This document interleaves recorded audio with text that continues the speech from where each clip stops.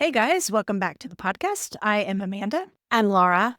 and Kendra, and today I'm going to let Kendra introduce our topic. Hey guys, welcome back to the show. Today we are going to explore some emotional intelligence, self-awareness, and how we can all lead richer, more connected lives. Not that we don't do that every podcast, but today we're going to dive into the chapter from Brené Brown's Atlas of the Heart, our favorite, on sympathy versus empathy. This episode, we're going to be kind of examining the difference between sympathy and empathy using the insights from the chapter. But then we're going to apply it in a part 2 with some empathy misses and some examples of how I definitely miss the empathy when dealing with a few patients' cases. And so definitely could improve on that. But what we want to do first here is define sympathy and empathy, because sometimes these are incorrectly used and they're very, very different. So in the book on this chapter, it's actually chapter 7, places we go with others. So this is a very others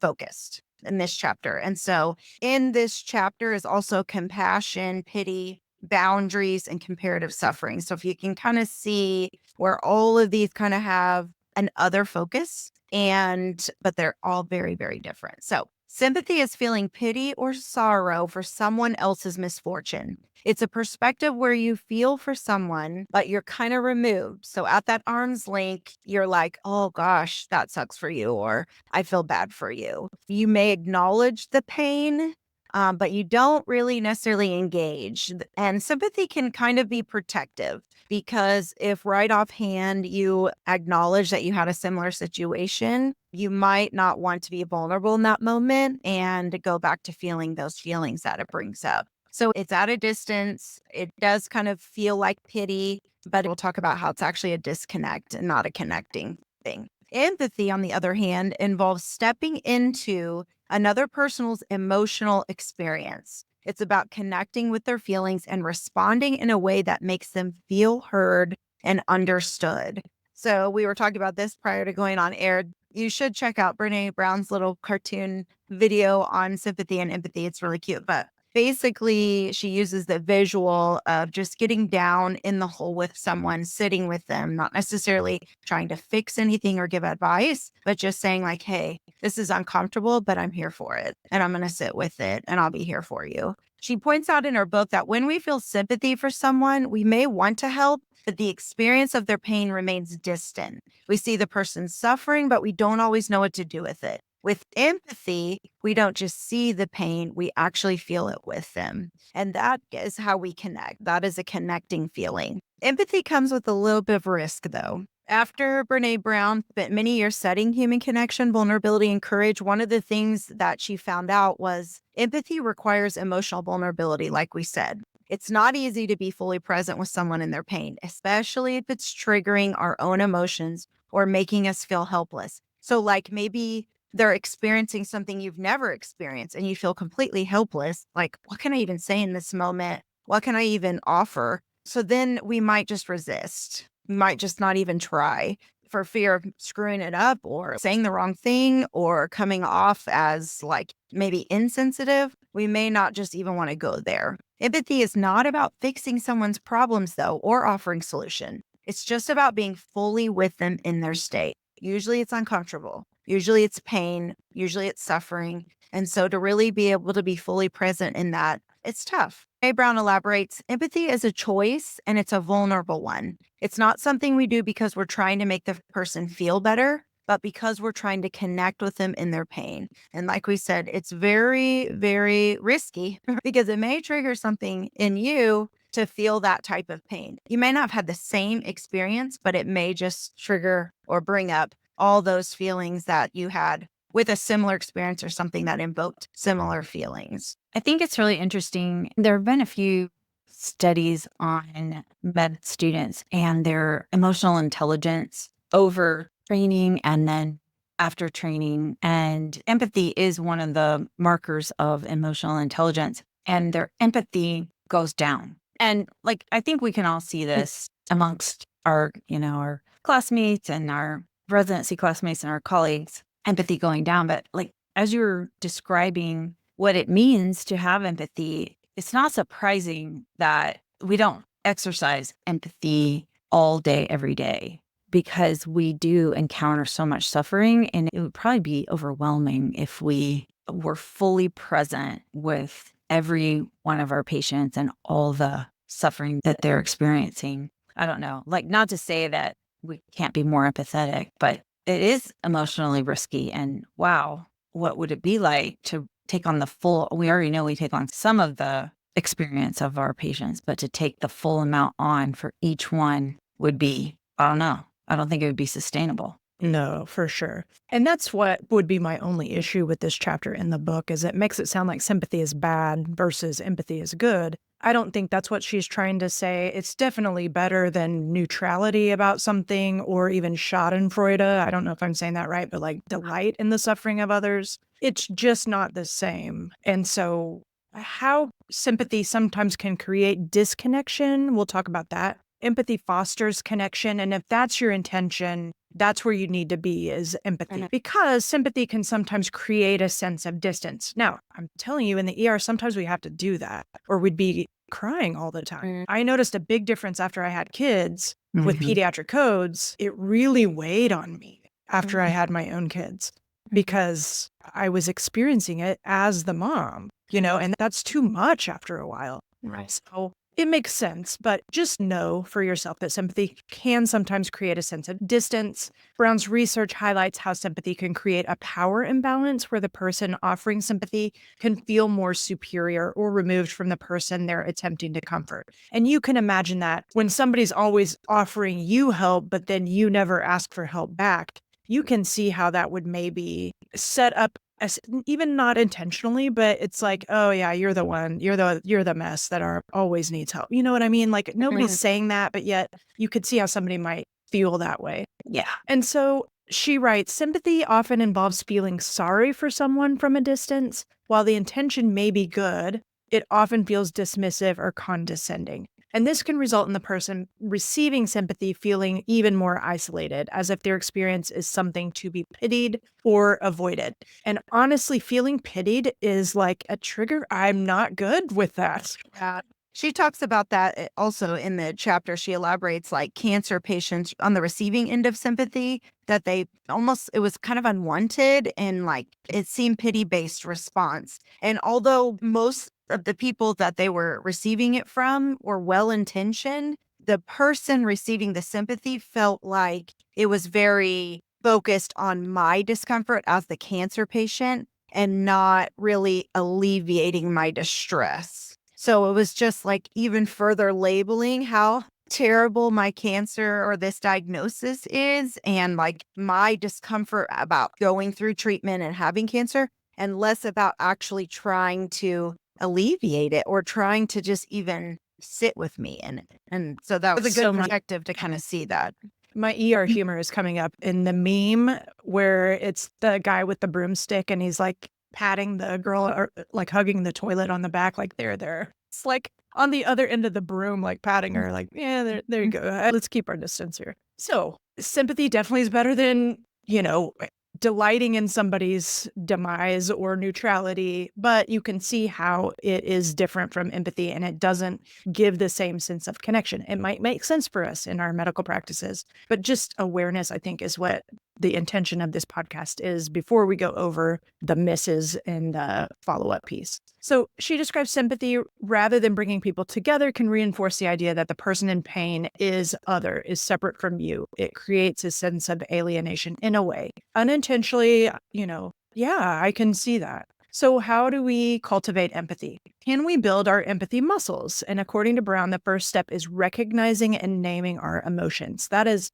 the intention of so many of these podcasts, is to give us that emotional granularity or being able to recognize and name exactly what it is, the emotion that we're having. She explains that in order to empathize with others, we must be in tune with our own emotional states. And if you remember from many of these podcasts, most people can only name 3 of their emotions correctly. Like a lot of docs are all up in their heads and completely detached from the emotional part of their bodies. We don't drop into our bodies and feel things. So it is a practice to start doing. When we don't know how to identify or process our own feelings, it becomes much harder to connect with others' emotions. That makes sense. Next, Brown suggests listening without judgment or the urge to fix the situation. Empathy thrives in spaces where we can just be present with someone without offering advice or solutions. She encourages us to ask open-ended questions and reflect the other person's emotions back to them. This validates their feelings and makes them feel seen. So this is the perfect cure for my frustration I used to have all the time. I would feel so frustrated when the bounce back of 20 times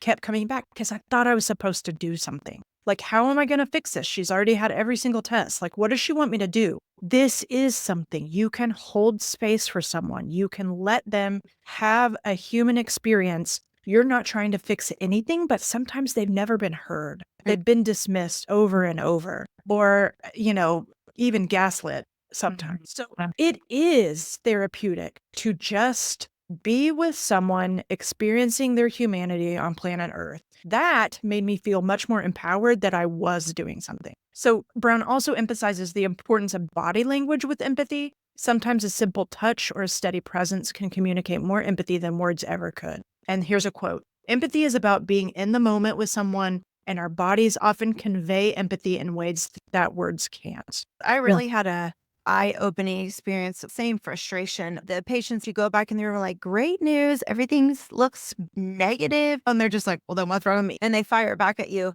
The next question that I've been asking more frequently is, what are you most worried about? And sometimes just like giving them that open-ended question of, I see that everything being negative is not the best news you've ever heard.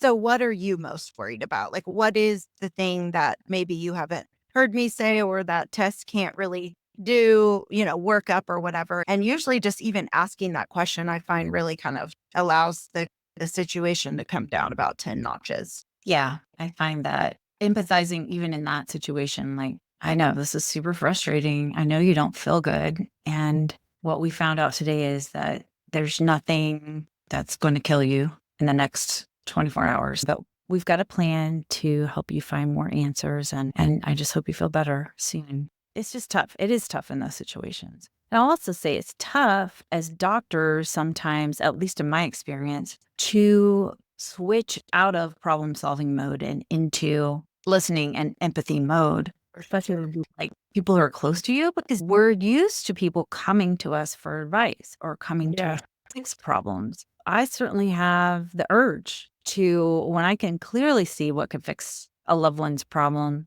it's really, really hard for me not to jump in with that or to ask permission, hey, offer the empathy, like, this is really hard. I can see that. And if you want any thoughts that I have on it, let me know. I have some that I can share later. But it is tough to just be like, oh, well, if you just do this, it's going to be fine, but that's not empathy. So she talks about the power of empathy in building connection. She's done a bunch of research on this, and it shows that empathy is the foundation of deep human connection. By embracing empathy, we're more likely to build trust, create stronger bonds, and foster environments of mutual understanding. And really, this is at the heart of this is creating a space where someone can feel safe with you and you can feel safe with them, where your feelings are not wrong or dismissed or something that needs to be fixed. You can be you and they can be them, and you can be in the same space together. As she notes in Atlas of the Heart, this is a quote from Brené. When we practice empathy, we allow people to be seen and heard, not as they should be, but as they are. And I would add accepted as they are. This is a powerful way of creating emotional safety for those around us. It opens the door for people to be authentic, to share their struggles, and to feel accepted for who they truly are. Another psychologist that I follow, Jennifer Finlayson-Fife, talks about this as really intimate human relationships are where we are willing to know someone else as they are and to be known as we are. And empathy really is like the fertile ground for that. So how do we practice empathy? It's not something that just happens. It's definitely something that we have to cultivate and a lot of times override our own natural instincts, like instincts to provide advice or instincts to correct or instincts to even dismiss. Like a lot of times this has been our experience. Anybody who is an adult right now probably had this experience growing up where you had feelings and your parents or someone you loved told you, oh, it's not that bad. Oh, you'll get over it. Oh, like totally dismissing these emotional experiences that we've had. And it's like from a good place. I've done it myself to my kids before, and I probably do it now too, but I definitely try not to, where they're like, I'm just worried about this. Oh, it'll be fine. It's all going to work out. Thinking that I'm, encouraging them when really the best first step for connection would be to acknowledge what they're experiencing and experience it with them and say more like, I can totally see why you'd feel that way. That makes complete sense. Yeah. When I do that, I notice I'm so uncomfortable with my child being uncomfortable. Yes. So really, I need to manage my own emotions because unfortunately, when we tell our kids things, they only learn by like us doing, by being an example. So what I need to do in that situation is get myself under control, that then I can hold space for my child.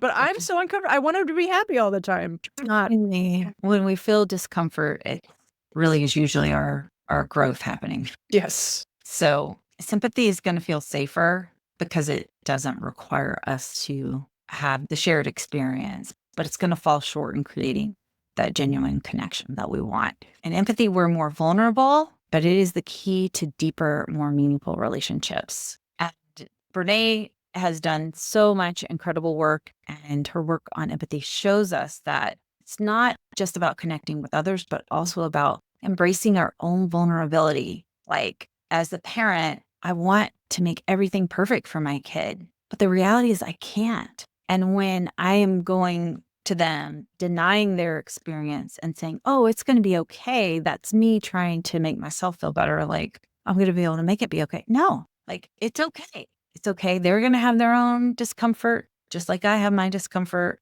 And it all is going to promote growth, hopefully. And it's about recognizing we don't have all the answers, although as doctors, we like to think we do a lot of times. And that sometimes the best thing we can do is just simply be present with someone in their pain and not try to fix it or even say anything. Just be there and accept the experience that they're having as we create that safe space for them. Yeah. And one thing I want to add is at the end of the chapter or this part on sympathy and empathy, she talks about compassion fatigue. And we hear that a lot because of the line of work that we're in. And it's usually referred to hand in hand with emotional exhaustion, burnout, all the buzzwords. But what she says is the term that we use is kind of almost incorrect because compassion fatigue also can occur when caregivers focus on their own personal distress rather than on the experience of the person they're caring for.